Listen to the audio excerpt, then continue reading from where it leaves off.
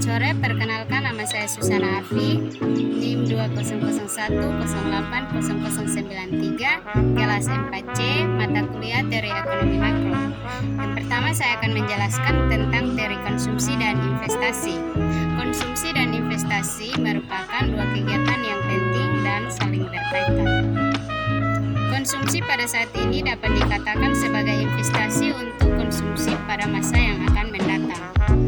Dengan demikian, investasi dapat didefinisikan sebagai penundaan konsumsi secara sekarang untuk digunakan dalam produksi yang efisien selama periode waktu tertentu.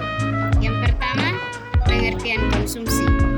Konsumsi adalah pusat teori Keynes fluktuasi ekonomi yang disajikan dalam De General Theory pada tahun 1936. Ciri-ciri kegiatan konsumsi pertama yaitu dilakukan secara langsung dengan tujuan untuk memenuhi kebutuhan sehari-hari maupun memenuhi kepuasan individu. Yang kedua, barang yang terlibat dalam kegiatan konsumsi. Barang yang terlibat dalam kegiatan konsumsi biasanya memiliki nilai guna atau manfaat bagi para pembeli atau konsumennya, misalnya buku yang digunakan untuk menulis. Yang ketiga, barang yang dibeli selalu berkurang dari nilai gunanya. Ciri-ciri konsumsi yang selanjutnya akan selalu berkurang nilai gunanya setelah dimiliki, contohnya seperti pakaian yang digunakan lama-kelamaan akan berkurang nilai gunanya.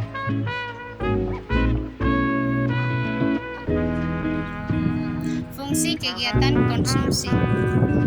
Fungsi kegiatan konsumsi adalah kegiatan yang tak bisa dilepaskan dari kehidupan bermasyarakat. Selain itu, kegiatan konsumsi juga memiliki fungsi baik diantaranya sebagai berikut. Yang pertama, mendorong adanya kegiatan produksi.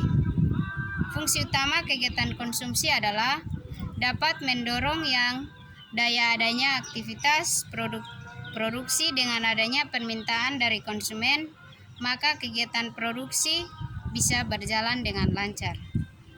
Yang kedua, titik awal dan akhir kegiatan ekonomi.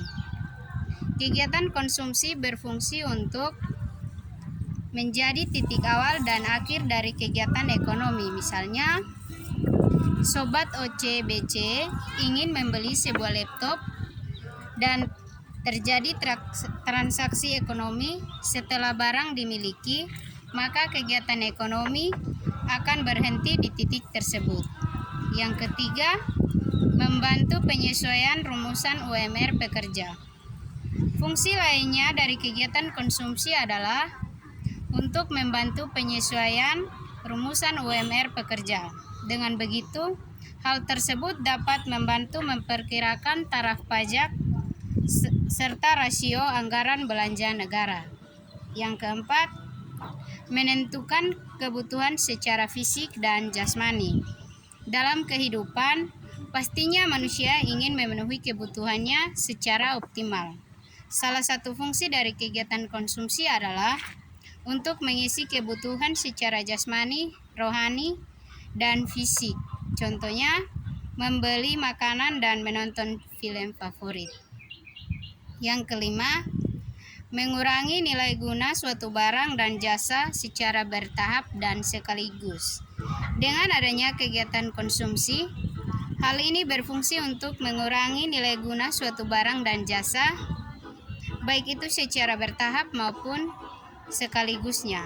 Contohnya, saat membeli makanan yang harus dihabiskan langsung dan membeli motor di mana untuk mengurangi nilai gunanya dibutuhkan waktu yang cukup lama untuk bertahap secara bertahap.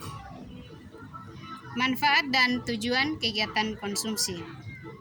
Pada dasarnya, kegiatan konsumsi adalah kegiatan yang memunculkan dampak positif bagi konsumen maupun produsen. Berikut beberapa dari kegiatan konsumsi adalah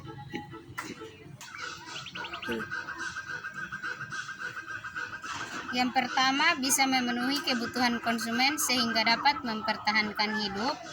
Yang kedua, kegiatan konsumsi dapat memberikan kepuasan bagi konsumen.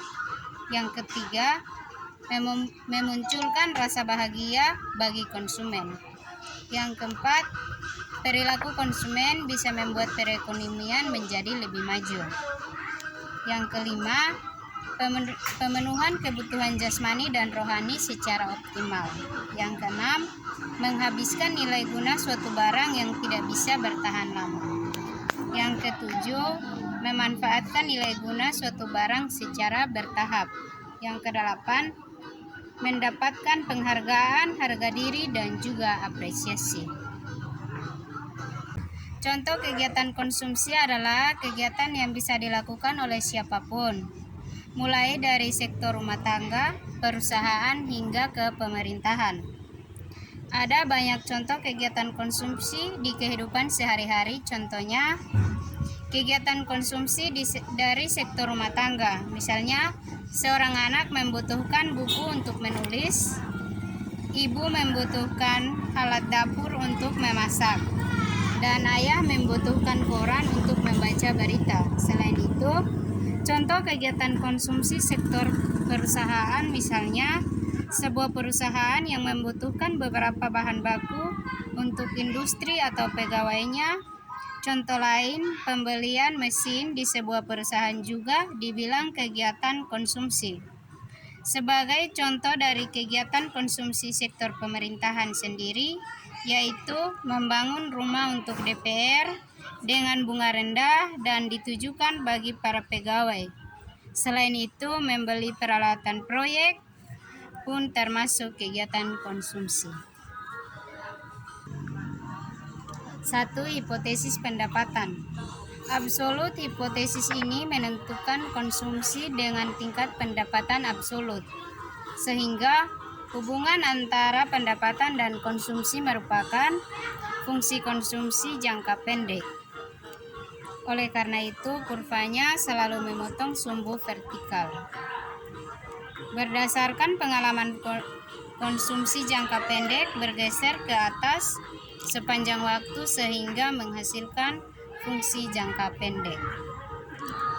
Fungsi konsumsi jangka pendek C sama dengan A tambah B YD, dengan fungsi jangka panjang C sama dengan BY, di mana fungsi jangka panjang selalu memulai titik asal atau titik nol.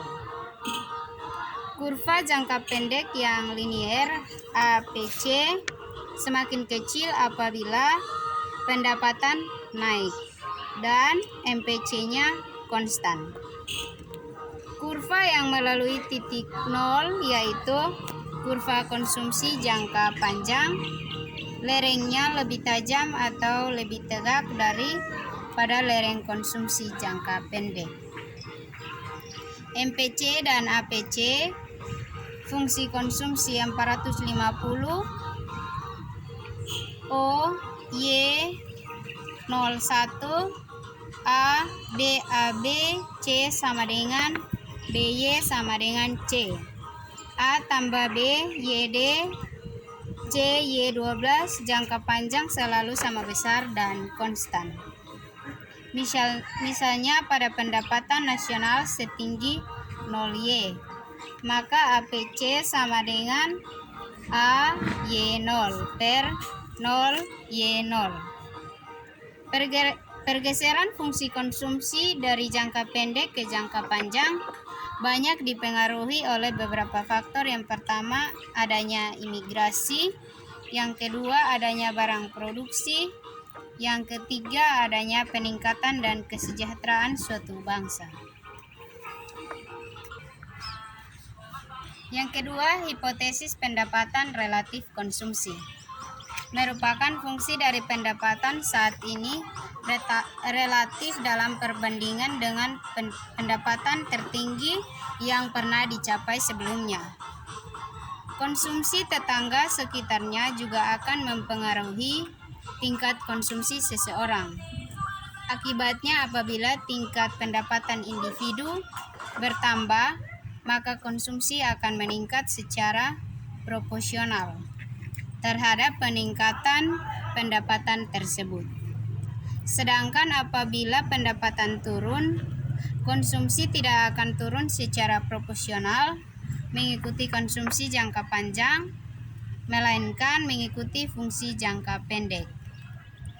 Jadi fungsi hipotesis dari hipotesis pendapatan relatif adalah fungsi konsumsi jangka pendek pada konsumsi jangka pendek diperoleh dari gerakan atau perubahan pendapatan dalam jangka pendek.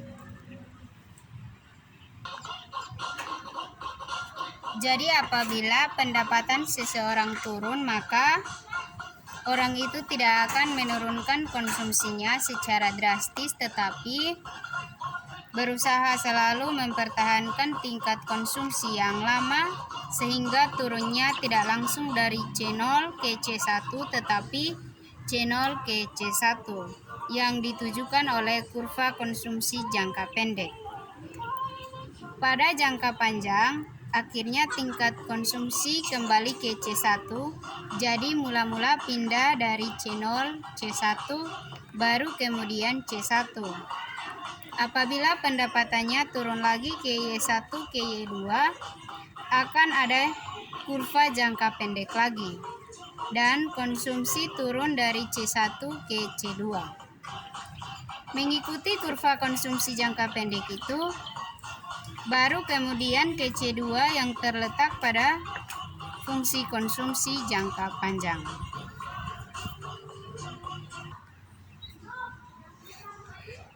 Yang ketiga, hipotesis pendapatan permanen. Hipotesis pendapatan permanen mengemukakan bahwa konsumsi saat ini tergantung pada pendapatan saat ini, dan pendapatan yang diberikan diperkirakan pada masa yang akan datang. Alasannya ialah bahwa sesungguhnya pendapatan aktual itu dapat diperinci menjadi pendapatan permanen dan pendapatan sementara. Demikian juga dengan konsumsi, yaitu konsumsi konsumen, dan dapat ditulis sebagai berikut. Y sama dengan YP tambah YT, C sama dengan CP tambah CT.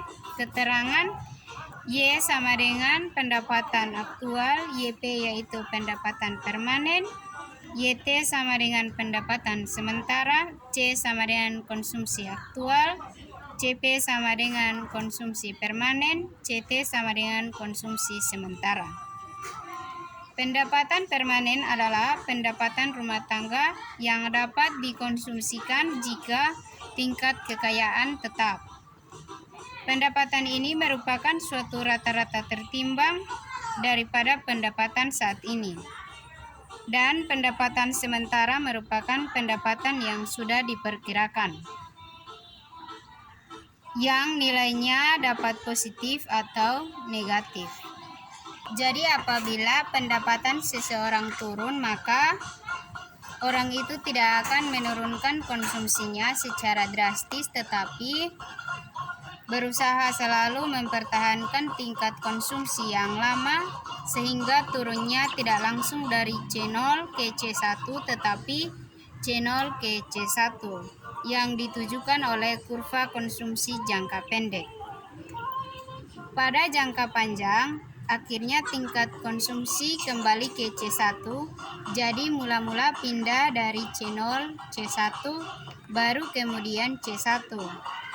Apabila pendapatannya turun lagi ke Y1 ke Y2, akan ada kurva jangka pendek lagi, dan konsumsi turun dari C1 ke C2.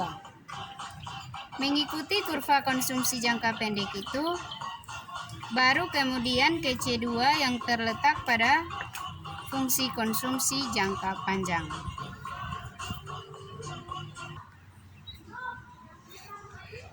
Yang ketiga, hipotesis pendapatan permanen. Hipotesis pendapatan permanen mengemukakan bahwa konsumsi saat ini tergantung pada pendapatan saat ini, dan pendapatan yang diberikan diperkirakan pada masa yang akan datang. Alasannya ialah bahwa sesungguhnya pendapatan aktual itu dapat diperinci menjadi pendapatan permanen, dan pendapatan sementara Demikian juga dengan konsumsi, yaitu konsumsi konsumen, dan dapat ditulis sebagai berikut. Y sama dengan YP tambah YT, C sama dengan CP tambah CT. Keterangan Y sama dengan pendapatan aktual, YP yaitu pendapatan permanen, YT sama dengan pendapatan sementara, C sama dengan konsumsi aktual, CP sama dengan konsumsi permanen, CT sama dengan konsumsi sementara. Pendapatan permanen adalah pendapatan rumah tangga yang dapat dikonsumsikan jika tingkat kekayaan tetap. Pendapatan ini merupakan suatu rata-rata tertimbang daripada pendapatan saat ini. Dan pendapatan sementara merupakan pendapatan yang sudah diperkirakan, yang nilainya dapat positif atau negatif. Macam-macam investasi. Yang pertama, deposito. Deposito merupakan produk investasi yang disediakan oleh perbankan bagi para nasabahnya yang ingin meraih manfaat lebih selain dengan membuka rekening tabungan. Investasi dalam bentuk deposito dibagi menjadi sertifikat deposito dan deposito berjangka. Yang kedua, saham. Perusahaan-perusahaan besar kelas nasional dan internasional banyak melakukan investasi dalam bentuk saham. Secara garis besar, saham merupakan kata lain dari aset yang dimiliki oleh suatu perusahaan. Sebagai contoh, Anda mempunyai saham sebesar 50% dari perusahaan, maka bisa disimpulkan Anda memiliki setengah dari total aset yang dikantongi perusahaan tersebut. Biasanya saham yang dibuat dalam bentuk surat berharga untuk mengajukan kepemilikan investor. Yang ketiga, obligasi. Obligasi umum ditemui pada bisnis yang mengakomodasi jasa pinjaman modal. Manfaat yang akan diperoleh dari investasi obligasi cenderung lebih tinggi dibandingkan deposito. Mengingat bunga yang ditawarkan pun lebih tinggi, kendati demikian, menginvestasikan modal finansial Anda pada obligasi cukup berisiko. Jika peminjam modal bangkrut, kemungkinan besar utang modal yang diberikan akan tidak dibayarkan. Yang keempat, reksadana. Reksadana turut meramaikan dunia investasi di kalangan pebisnis dan masyarakat umum. Pada dasarnya, reksadana merupakan tempat untuk menghimpun uang secara kolektif untuk kemudian dikelola oleh manajer. Yang kelima, emas. Sebagai masyarakat Indonesia, menginvestasikan uangnya dalam bentuk emas jika dibandingkan dengan bentuk investasi real lainnya. Emas memiliki manfaat yang lebih beragam. Selain bentuk perhiasan, investasi ini bisa berupa emas murni dan emas batangan.